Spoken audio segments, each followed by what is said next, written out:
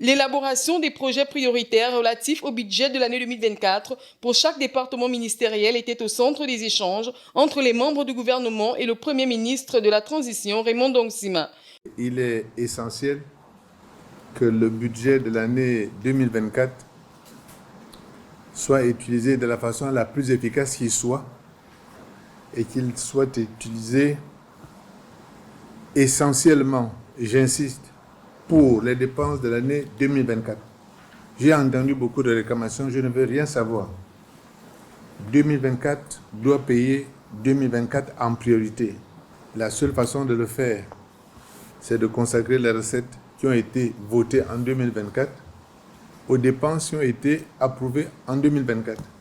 Au cours des échanges, le patron du gouvernement de la transition a donné la parole à chaque ministre afin que ceux-ci déclinent les projets de leurs départements ministériels respectifs.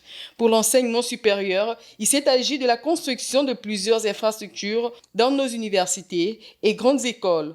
Pour le ministère des Travaux publics, il va s'agir de l'assainissement, le drainage des eaux fluviales, de l'entretien routier. Il ne s'agit pas d'avoir un budget seulement, il faut avoir les projets qui vont avec.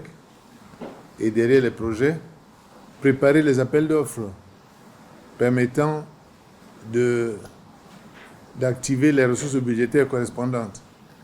Or, l'utilisation des ressources, elle est subordonnée à une certaine capacité d'absorption de l'État.